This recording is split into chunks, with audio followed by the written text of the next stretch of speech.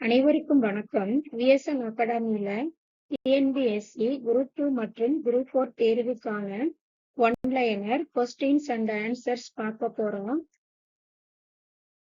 7th standard history Vijayanagar Bhamini அரசுகள் யூனிட்ல டோட்டலா 100 கொஸ்டின்ஸ் பார்க்கலாம். ஃபர்ஸ்ட் கொஸ்டின், இந்தியாவின் தென் பகுதிகளில் பல புதிய அரசுகள் உதயமான ஆண்டு 14ஆம் நூற்றாண்டு. யாருடைய அடக்குமுறை நடவடிக்கைகள் புதிய சுதந்திர அரசுகள் தோன்றுவதற்கு இட்டுச் சென்றன? முகமது பின் துக்ளக். பாமினி அரசுகள் பரவியிருந்த பகுதிகள் மகாராஷ்டிரா, கர்நாடகா. பாமினி அரசை ஆண்ட முடி அரசுகள் 18 முடி அரசுகள்.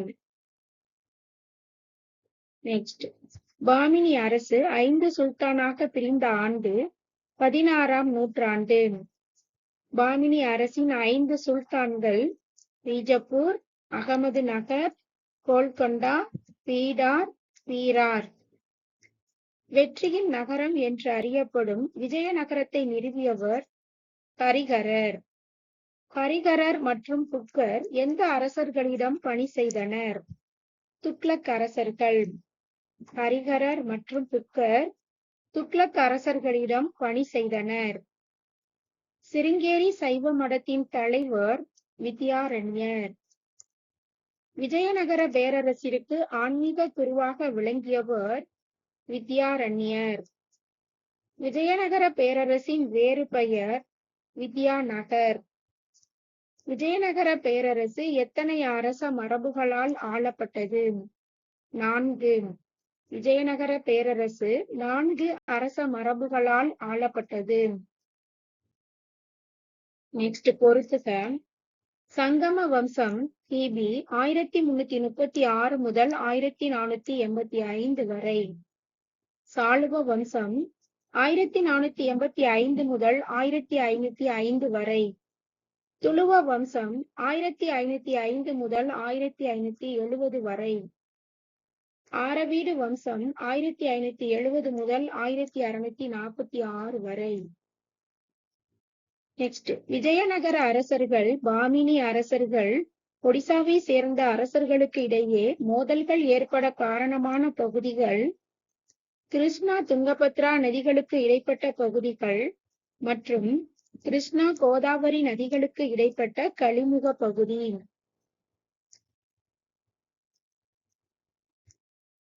நெக்ஸ்ட், விஜயநகர அரசு உருவாகி எத்தனை ஆண்டுகளுக்கு பிறகே பாமினி அரசு நிறுவப்பட்டது?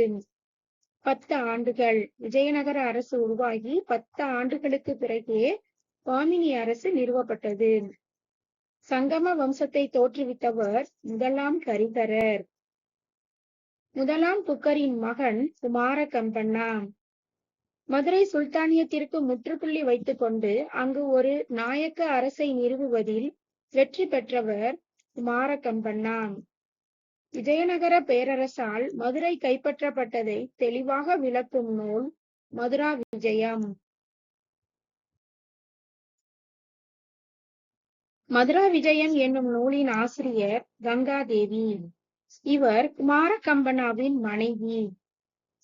பாமினி அரசர்களிடம் இருந்து பெல்காம், கோவா ஆகிய பகுதிகளை கைப்பற்றியவர் 2ஆம் ஹரிஹரர். 2ஆம் ஹரிஹரரின் மகன் முதலாம் தேவராயர். சங்கம வம்சத்தின் தலைசிறந்த அரசர் 2ஆம் தேவராயர். இஸ்லாமிய வீரர்களை தமது படையில் பணியமர்த்தும் முறையை தொடங்கி வைத்தவர் 2ஆம் தேவராயர். சங்கம வம்சத்தின் கடைசி அரசர் 2ஆம் விருப்பாட்சி ராயர். சாளுவ வம்சத்தை தோற்றுவித்தவர் சாளுவ நரசிம்மர். சாளுவ நரசிம்மரின் படை தளபதி நரசநாயக்கர். துளுவ வம்சத்தின் ஆட்சியை தொடங்கி வைத்தவர் நரசநாயக்கர். துளுவ வம்ச அரசர்களுள் மிகவும் போற்றுதலுக்கு உரியவர் கிருஷ்ணதேவராயர். ஒடிசாவை சேர்ந்த கஜபதி வம்ச அரசர் பிரதாபருத்ரன். எந்த நாட்டு பீரங்கி படை வீரர்களின் உதவியோடு கோல்கொண்டா சுல்தானை கிருஷ்ணதேவராயர் தோற்கடித்தார். போர்த்துகீசியர்கள். போர்த்துகீசிய நாட்டு பீரங்கிப்படை வீரர்களின் உதவியோடு கோல்கொண்டா சுல்தானை கிருஷ்ணதேவராயர் தோற்கடித்தார். நெக்ஸ்ட், கிருஷ்ணதேவராயர் கிருஷ்ணசாமி கோவில், ஹசாரா ராமசாமி கோவில், விட்டால சுவாமி கோவில் போன்ற புகழ்பெற்ற கோவில்களை எங்கு கட்டினார்? ஹம்பி. கிருஷ்ணதேவராயரின் தலைநகரம் ஹம்பி. கோவில்களில் நுழைவாயில்களான ராயகோபுரங்களை நிறுவியவர் கிருஷ்ணதேவராயர். கிருஷ்ணதேவராயர் எந்த பகுதியில் இருந்து குதிரைகளை இறக்குமதி செய்தார்? Arabia, Iran. கிருஷ்ணதேவராயர் அரேபியா மற்றும் ஈரானில் இருந்து குதிரைகளை இறக்குமதி செய்தார். நெக்ஸ்ட், போர்ச்சுகீசிய அரேபிய வணிகர்களுடன் சிறந்த நட்புறவை கொண்டிருந்தவர் கிருஷ்ணதேவராயர். நாட்டின் வருமானம் எந்த வரிகளின் மூலம் அதிகரித்தது? சுங்க வரிகள். கலை மற்றும் இலக்கியத்தை ஆதரித்தவர் கிருஷ்ணதேவராயர். கிருஷ்ணதேவராயரின் அவையை அலங்கரித்த 8 இலக்கிய மேதைகள் அஷ்டதிக்கஜங்கள் என்று அழைக்கப்பட்டன. அஷ்டதிக்கஜங்கள். நெக்ஸ்ட், கிருஷ்ணதேவராயரின் அவையை அலங்கரித்தவர்களுள் மகத்தானவர் அல்லசாணி பெத்தண்ணா, தெனாலிராமன். கிருஷ்ணதேவராயரை தொடர்ந்து ஆட்சிக்கு வந்தவர் அச்சுதராயர். அச்சுதராயர் கிருஷ்ணதேவராயரின் இளைய சகோதரர். நெக்ஸ்ட், அச்சுதராயருக்கு பின் அரியணை ஏறியவர் முதலாம் வேங்கடர். முதலாம் வேங்கடர். முதலாம் வேங்கடருக்கு பின்னர் முடிசூட்டப்பட்டவர் சதாசிவராயர். இவர் குறைந்த வயதை கொண்டவர். நெக்ஸ்ட், சதாசிவராயரின் பகர ஆளுநராக பணியாற்றியவர் ராமராயர். ராமராயர் பேரரசின் திறமை மிக்க தளபதி. நெக்ஸ்ட், தலைக்கோட்டை போர் கிபி 1565. தலைக்கோட்டை போர் எவ்வாறு அழைக்கப்படுகிறது? ராட்சச தங்கடி. தலைக்கோட்டை போர் ராட்சச தங்கடி என்று அழைக்கப்படுகிறது. நெக்ஸ்ட், கிழக்கு கர்நாடகத்தில் எந்த நதியின் கரையில் விஜயநகரம் இருந்தது? துங்கபத்ரா. கிழக்கு கர்நாடகத்தில் துங்கபத்ரா நதியின் கரையில் விஜயநகரம் இருந்தது. விஜயநகரம் இருந்த இடம் தற்போது எவ்வாறு அழைக்கப்படுகிறது? ஹம்பி. விஜயநகரம் இருந்த இடம் தற்போது ஹம்பி என்று அழைக்கப்படுகிறது. யுனெஸ்கோ ஹம்பியை பாரம்பரிய சின்னமாக அறிவித்த ஆண்டு 1986. ஆரவீடு வம்சத்தை தொடங்கியவர் திருமலை தேவராயர். ஆரவீடு வம்சத்தின் தலைநகர் பெனுகொண்டா. விஜயநகர பேரரசு எந்த ஆண்டு வீழ்ச்சியுற்றது? 1646.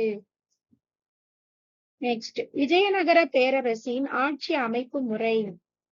பேரரசு மண்டலங்கள், நாடுகள், ஸ்தலங்கள், கிராமங்கள் என்று பிரிக்கப்பட்டுள்ளன.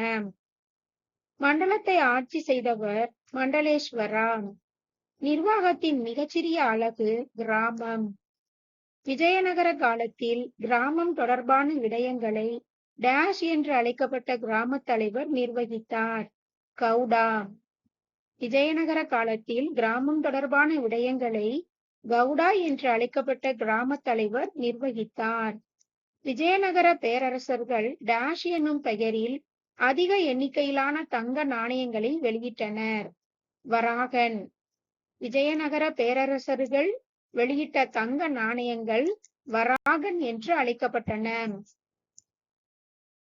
விஜயநகர பேரரசின் காலத்தில் போர்த்துகீசிய கட்டுமான கலைஞர்களின் உதவியுடன் மிகப்பெரிய ஏரி கட்டப்பட்டதாக குறிப்பிட்டவர் அப்துர் ரஷாக்.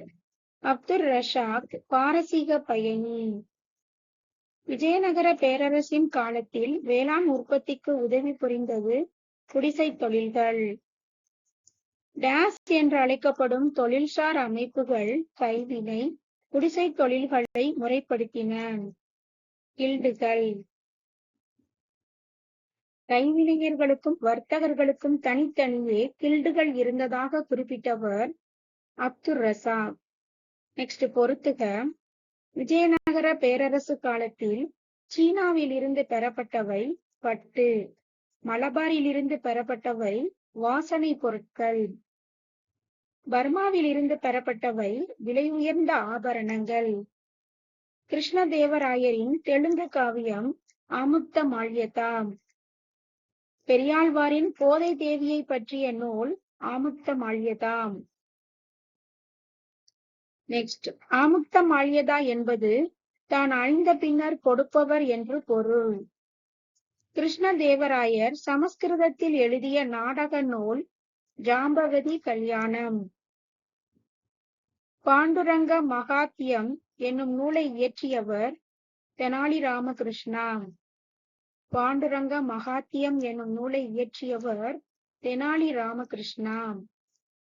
விஜயநகர பேரரசர் காலத்தில் தொடங்கப்பட்ட புதிய கோயில் கட்டுமான பணி விஜயநகர பாணியில் அமைந்தது. விஜயநகர காலத்து தூண்களில் செதுக்கப்பட்டுள்ள சிற்பங்களில் அதிகம் இடம்பெற்றுள்ள விலங்கு குதிரை. பாமினி அரசை நிறுவியவர் அலாவுதீன் கஷன் பாமன்சா.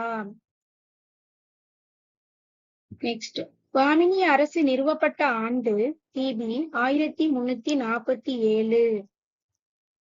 அலாவுதீன் கஷன் பாமன்ஷா தனது தலைநகரை எங்கு மாற்றினார்? குல்பர்கா. பாமினி அரசின் தலைநகரம் குல்பர்கா. பாமினி அரசின் தலைநகரம் மீண்டும் பீடாருக்கு மாற்றப்பட்ட ஆண்டு கிபி 1429.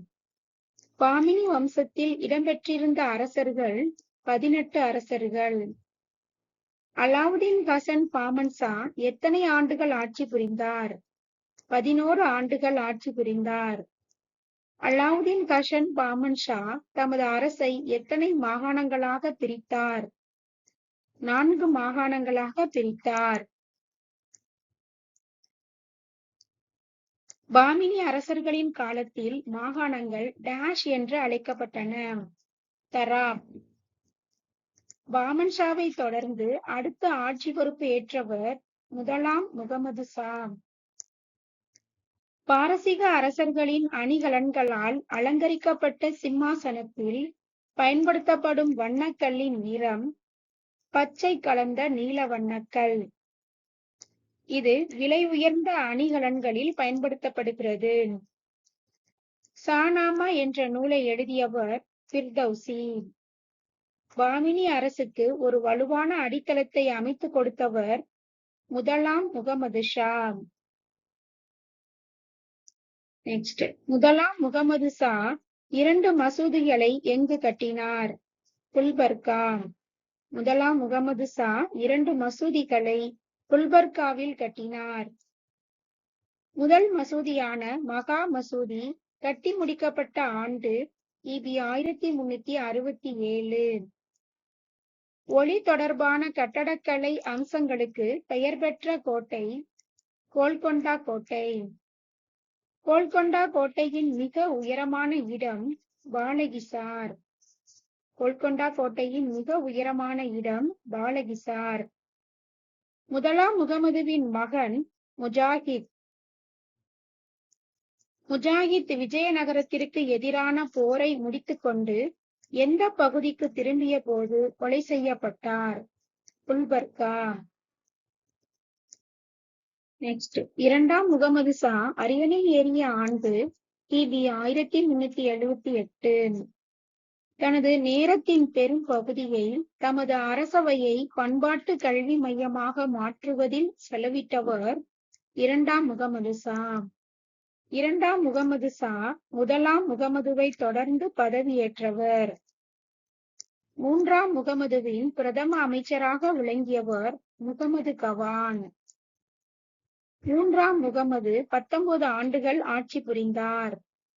முகமது கவான் பிறப்பால் ஒரு பாரசீகர். நெக்ஸ்ட், பாமினி சுல்தான்களில் கணிதத்தில் பெரும்புலமை பெற்றவர் மற்றும் உரைநடை எழுத்தாளர் முகமது கவான். முகமது கவானை பணியில் அமர்த்தியவர் மூன்றாம் முகமது. பாரசீக வேதியியல் வல்லுநர்களை அழைத்து வந்து வெடிமருந்து தயாரிப்பதிலும் அவற்றை பயன்படுத்துவதிலும் படையினருக்கு பயிற்சி அளித்தவர் முகமது கவான். முகமது கவான் விஜயநகருக்கு எதிராக டேஷ் என்ற இடத்தில் நடைபெற்ற போரில் வெடிமருந்தை பயன்படுத்தினார். பெல்காம். முகமது கவான் விஜயநகருக்கு எதிராக பெல்காமில் நடைபெற்ற போரில் வெடிமருந்தை பயன்படுத்தினார்.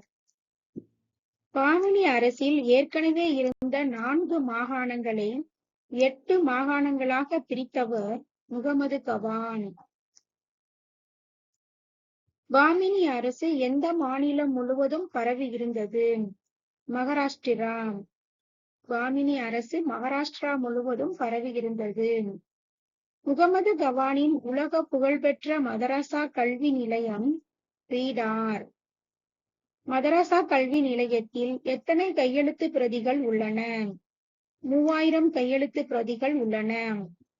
மதரசா கல்வி நிலையத்தில் 3000 கையெழுத்து பிரதிகள் உள்ளன. பாமினி அரசின் 8வது சுல்தானாக பதவியேற்றவர் சுல்தான் பெரோஸ்.